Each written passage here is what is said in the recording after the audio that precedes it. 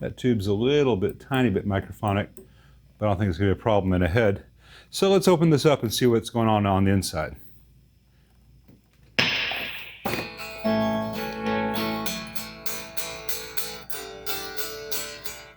I just discharged the caps. I've put this in a lot of other videos, but it never hurts to put it in more.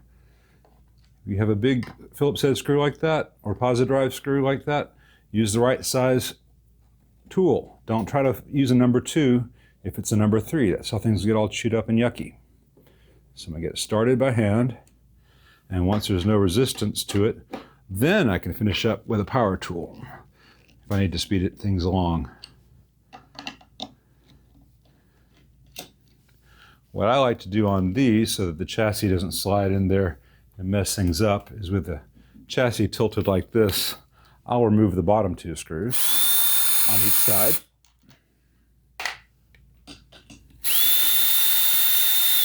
At this point I see if the dress washers want to come off. They don't in this case. And then I move the head this way so I can access these remaining screws, but the chassis is not going to slide around and potentially fall out or do anything I don't want it to do. Earlier, oops, wrong way. I was putting that SLO chassis back in its cab, and I pinched the bejesus out of my arm.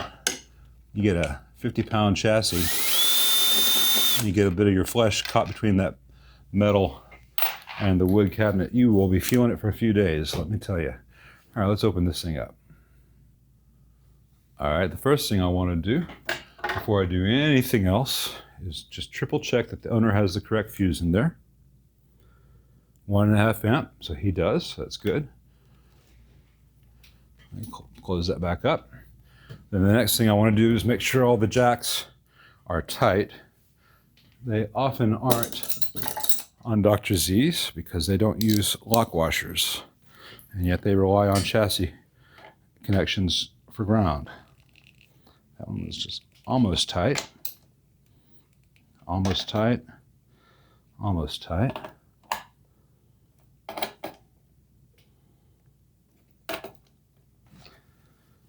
I don't like the input jacks that they use. They use those switchcrafts with a plastic box as opposed to the L12s, the 12 series, which is a sturdier frame. All right, but now I know that all the grounds are tight in the on the jacks. I position the camera, take a look inside this thing. All right, they've got all the grounds being made down here. I'm gonna make sure that that is tight. Looks like 11/32 ought to do that. Nope, it's next size up. I will triple check that in a moment. And there's another one over here. So they got grounds here and they got grounds here. I'll make sure all that's tight. I'll make sure the power and standby are tight. They haven't been in amps in the past. They are here. All right. Well, everything in here looks very clean, and it's all factory with that blue paint on all the solder connections and on all the pots, so they can tell if someone's been in here. Like all Mazdas, it has a single shared screen grid resistor for both output tubes. They have the connection from pin 8 to pin 2 for the grid stoppers, which is not my preference to do on EL84s because some EL84s use pin 8 for an internal connection. It's rare these days, but it can happen. Anyway, the next thing I'm going to do is see where this amp is biased.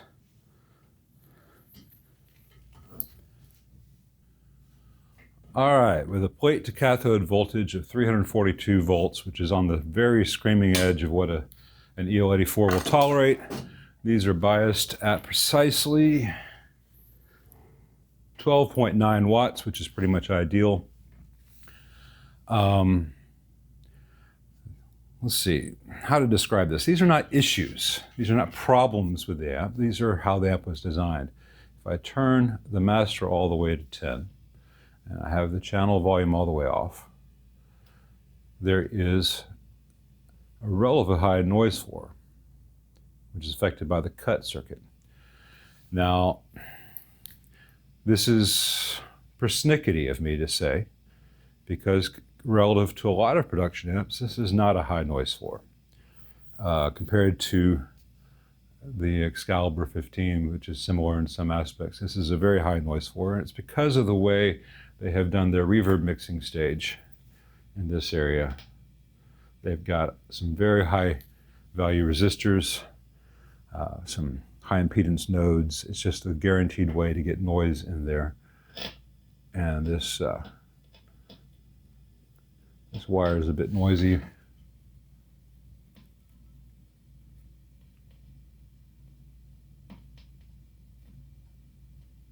I don't think that wire should be that noisy.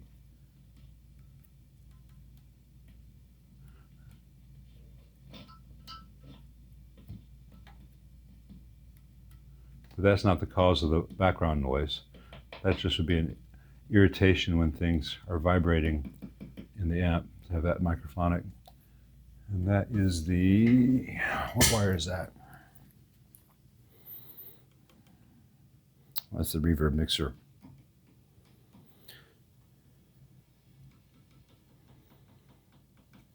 So I would prefer for this amp to be quieter than that, but you know, what I prefer and what happens in the world are different things. If I were Dr. Z and I were designing this amp, I would not have had a reverb mixer here with all this stuff, because what they're doing is they have the phase inverter, which is a long-tailed pair like in an AC-15 here, and one side is going to ground.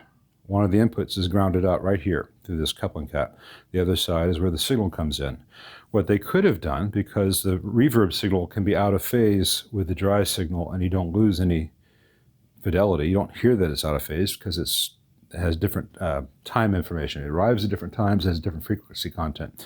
If they had, instead of doing this, if they'd had the cathode tail going to ground and then the reverb wiper feeding this input cap to the other side of the phase inverter, because there's no negative feedback, then they could have had this whole thing wired up so that there was using the phase inverter as a mixer and avoided all this stuff here where it gets noisy.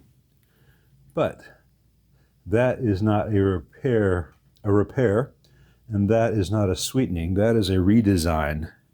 And at the end of the day, it would be expensive to do. And then you have something labeled Dr. Z that's not really a Dr. Z. And I don't want to give them, I don't want someone to hear this amp after I do all that and say, oh my God, that's the best little thing ever, I need to buy one, because they won't get what I would be sending them. All that said, if you turn the master down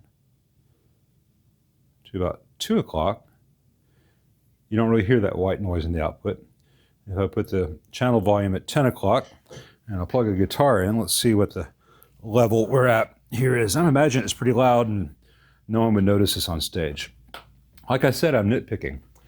And I may send this amp back to the owner and say, thanks for letting me look at it. There's nothing I needed to do. It's completely healthy. That was fun. I appreciate it. Because I've got 4 other amps of his that definitely do need work. So if this one does not, so be it.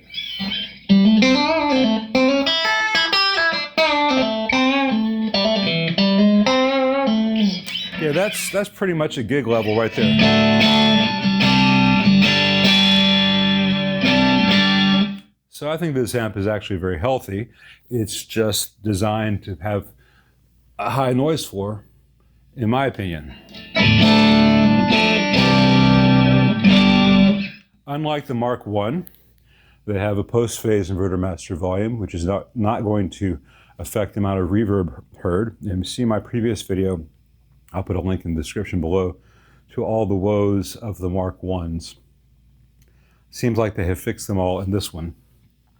And Dr. Z, if you watch this, I'm not ragging your amps, but seriously, you've got an entire mixer built into this phase inverter that you're not using. And by doing this mixer here, you're just artificially creating noise. So, you know, my rates are relatively reasonable if you want to hire me. The one thing I might recommend to the owner that we change out is this Samoa filter cap over here.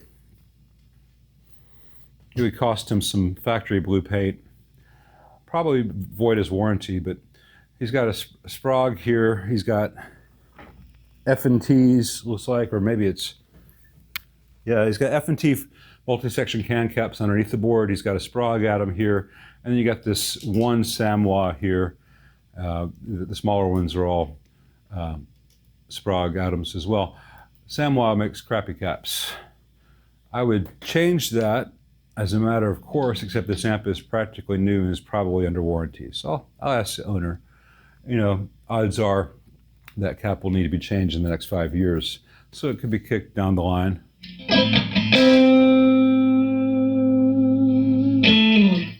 For everything that I just said, as far as noise floor and mixing and all that, it is a good sounding amp, and there's a reason people love it. So I'm not shitting on the damn thing. It's just the reality. It could have been even better.